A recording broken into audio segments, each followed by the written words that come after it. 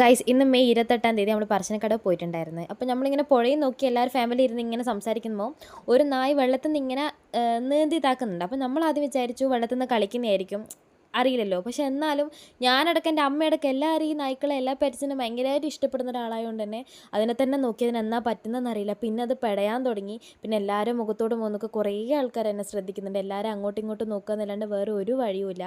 Last ആ boat പോകുന്ന ഇത് ഏത് മോനാ എന്നാന്നറിയില്ല. നോർമലായിട്ട് അമ്പലം വിസിറ്റ് ചെയ്യാൻ വന്ന ഒരു മോനാണ്. അപ്പം അവരിങ്ങനെ ബോട്ടിൽ ഇത് പോകുമ്പം അതിനെ കണ്ട് ആ മോനെ അതിനെ തൂക്കിയെടുത്തിട്ട് അതിനെ രക്ഷിക്കാൻ വേണ്ടി പരമാവധി ശ്രമിക്കുന്നുണ്ട്. കാണുമ്പം തന്നെ തിരിയും. പക്ഷേ ഈ അമ്പലം മുത്തപ്പൻ്റെ അടുക്കുന്ന ഇങ്ങനൊരു കാഴ്ച കണ്ണിൽ കാണാൻ പറ്റയിൽ ഭയങ്കര സങ്കടമുണ്ട്. കാരണം ഇന്നേവർ ഇങ്ങനൊരു സങ്കടപ്പെട്ട ഒരു അനുഭവം ഉണ്ടായിക്കില്ല. പക്ഷേ ആ മോൻ കാണിച്ച ആ മനസ്സിനും ഭയങ്കര സന്തോഷമുണ്ട്. കാരണം വേറെ നോർമൽ ആൾക്കാരാണെങ്കിൽ അതിനെ മൈൻഡ് പോലും ആക്കത്തില്ല. പക്ഷേ അതിൻ്റെ അകത്തുള്ള ഇപ്പോൾ കാണുമ്പം തന്നെ തിരിയും. അതിൻ്റെ അകത്തുള്ള എത്രയോ ആൾക്കാർ ഭയങ്കര ടെൻഷൻ ആകുന്നുണ്ട്. കാരണം മനുഷ്യന്മാരുടെ ജീവിതം മതി, അവർക്കും ഒരു ജീവനില്ലേ. അപ്പോൾ അവർ രക്ഷിക്കാൻ പരമാവധി കളിക്കുന്നുണ്ട്. അതിന് എന്നാ പറ്റിയെന്നറിയില്ല, അല്ല ജീവൻ തിരിച്ച് കിട്ടീനോന്നറിയില്ല. എല്ലാവരും ഒന്നടങ്കം പ്രാർത്ഥിക്കുന്നുണ്ടാവണം. കാരണം മുത്തപ്പൻ്റെ മുൻനടയെന്ന് വെച്ചിട്ട് നമ്മൾ ഈ കാഴ്ച കാണുന്നത്.